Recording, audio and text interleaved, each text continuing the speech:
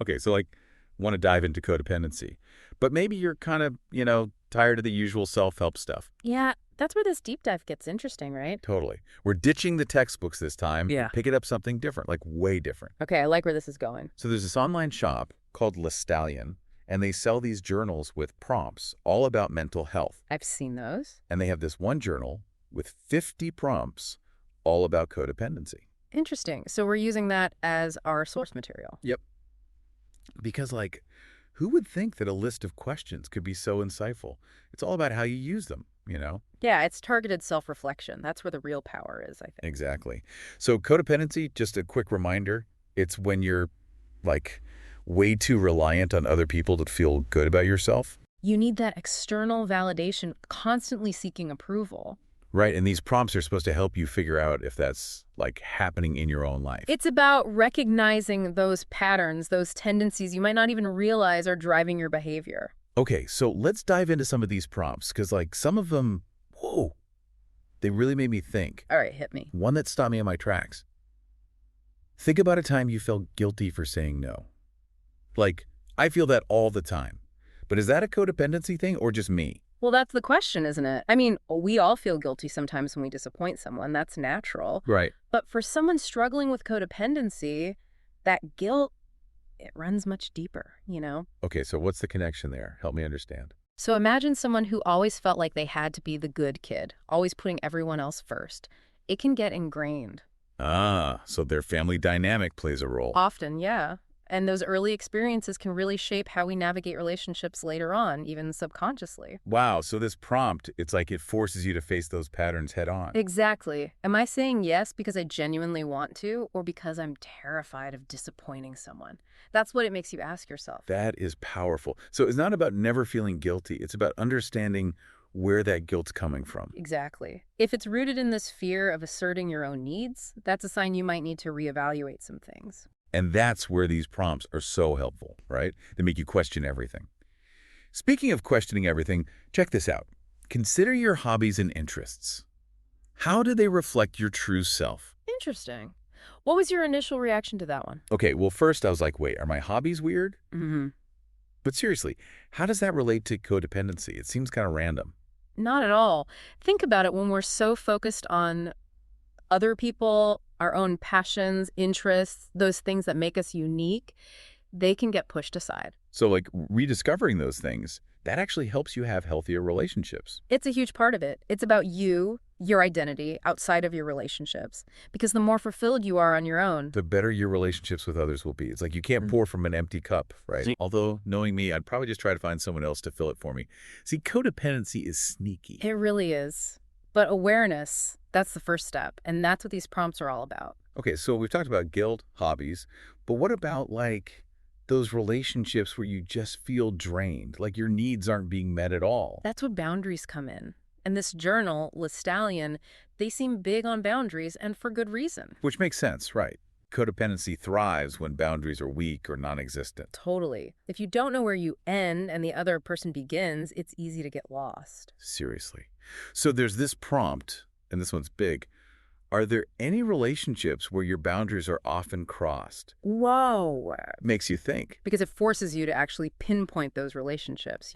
And then to start digging deeper, why are those boundaries so blurry? Is it fear of conflict? People pleasing? So it's getting real fast. It is. It's about honesty, being honest with yourself about those dynamics. Speaking of honesty, can I just point something out? This whole shipping to within the USA only tagline on their website, What about it? like, is codependency only a problem here? Probably not, but it's kind of funny how specific it is. I see your point. It got me thinking, though, about all these other journal prompts they have.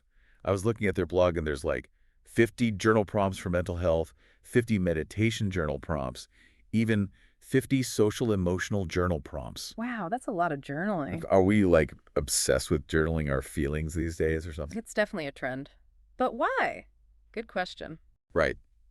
But one thing's for sure, people clearly want this kind of guidance, this self-reflection stuff. Definitely. And Lestallion, they're tapping into that with their journals, the whole horse theme. It's very on brand for them, I guess. Total branding. But okay, before we get too off track talking about stationery, let's get back to codependency.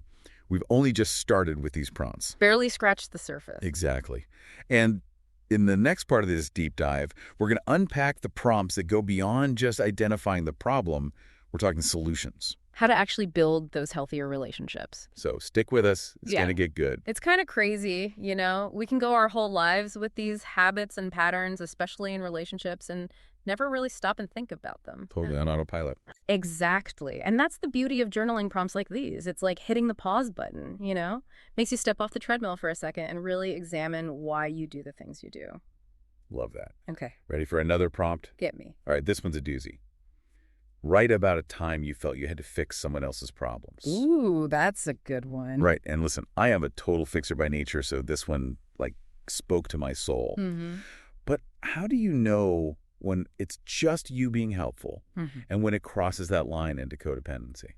$1 million question. And honestly, there's no easy answer because wanting to help someone, wanting to take away their pain, that's a good thing, right? Of course. But for someone who struggles with codependency, that urge to fix, it can become a way to exert control, to feel needed, or even avoid their own issues. So it's not about the action itself, it's the motivation behind it. Exactly. Think about it. Someone who's always jumping in to solve their partner's problems, giving advice they didn't ask for, taking on extra responsibilities, it might look helpful from the outside, but underneath it could be this need to be indispensable or to control the situation, maybe even avoid feeling inadequate themselves. Whoa. Okay, that is deep. So how do you know, when you've crossed that line? When does wanting to help become unhealthy? Self-reflection is key. This prompt, it's not about making you feel bad for wanting to help people. It's about getting honest with yourself about the why. Are you helping from a place of genuine love, or are you trying to fix them to, I don't know, fill some void in yourself? So maybe I need to rethink all those times I reorganized someone's sock drawer when they were stressed out. We've all been there. But think of it this way. By always swooping in to save the day, you might actually be preventing that person from learning to cope on their own, from building their own resilience. It's like that saying, give a man a fish, you feed him for a day. Teach a man to fish, you feed him for a lifetime. But in this case, it's like fix a man's problem, you feed your own need to feel needed. Nailed it. It's about finding that sweet spot between offering support and letting them handle their own stuff. So what if you realize, through journaling, that you are, totally falling into that fixer trap? How do you even start to untangle from that? Boundaries, my friend, which, like we talked about earlier, is a huge theme in these prompts. All right. There's this one. Reflect on a time you felt overly responsible for someone else's emotions. That's a big one. Because codependency often involves this blurring of lines between your feelings and theirs. Oh, tell me about it. I'm a walking, talking empathy sponge, soaking up everyone's feelings like it's my job. And it's exhausting. This prompt helps you pinpoint those times when you're shouldering responsibility that's not even yours to carry. Because you're not responsible for other people's happiness, as much as I sometimes wish I was. It's a tough lesson. You can be compassionate, supportive, without becoming their emotional punching bag. Exactly. I can offer a listening ear, a shoulder to cry on, but I don't have to become their therapist. Exactly. Sometimes the most loving thing you can do for someone is to give them space to feel their feelings, to figure things out for themselves. Okay, so we've spent a lot of time untangling codependency, but, how do you actually fix it? Right, because knowing the problem is only half the battle. Exactly. So how do we get to the solution? Does Lestallion even offer that? They do. They have these prompts focused on building healthy relationships, and they're pretty insightful. Okay, I'm listening. Well, check this out. Reflect on a healthy relationship you admire. What makes it healthy, and how can you apply those qualities to your own relationships? So it's like finding a relationship role model, someone to look up to. Basically, who are those couples you know? Or even a mentor-mentee relationship or a really strong friendship. Yeah, what is it about them that makes their bond so solid? Exactly. Is it how they talk to each other, how they handle disagreements, the way they support each other? It's about pinpointing those specific qualities and figuring out how to apply them to your own life. So you're not trying to copy their relationship, but extract the secret ingredients that make it work. Yes. Learn from the best and then adapt it to your own situation, your own relationships. I like it. Reminds me of this other prompt. Describe a moment when you felt truly connected to someone else. What factors contributed to that connection, and how can you create more of those moments? Ooh, that's a good one. It's about those peak connection moments where you felt totally seen and understood. It could be anything, a deep conversation, laughing so hard your sides hurt, an adventure that brought you closer. It's like you're trying to recreate that feeling, right? You're reverse engineering it. What made those moments so special? Was it vulnerability? Shared passions? Feeling safe and trusting? Once you understand what those elements were, you can actually be more intentional about creating more of them. It's like a recipe for connection. I love it. And this kind of ties back to something we talked about before, self-care. Remember those prompts about independence? Oh, definitely. Overcoming codependency isn't just about other people, it's about your relationship with yourself, too. It all starts with you. If you need other people to feel good about yourself, you're never going to be truly happy. 100%. That's why this prompt is so important. Think about a time when you felt independent and self-sufficient. What were the circumstances, and how did it impact your sense of freedom? It's like a reminder that you can be happy and fulfilled on your own. Exactly. You are enough, just as you are.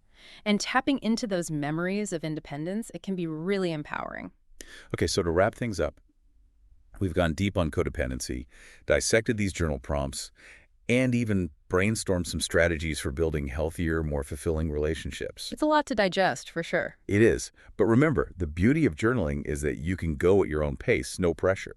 And hey, if a fancy journal with a horse on it inspires you to do the work, go for it. Whatever it takes, right? Exactly. Until next time.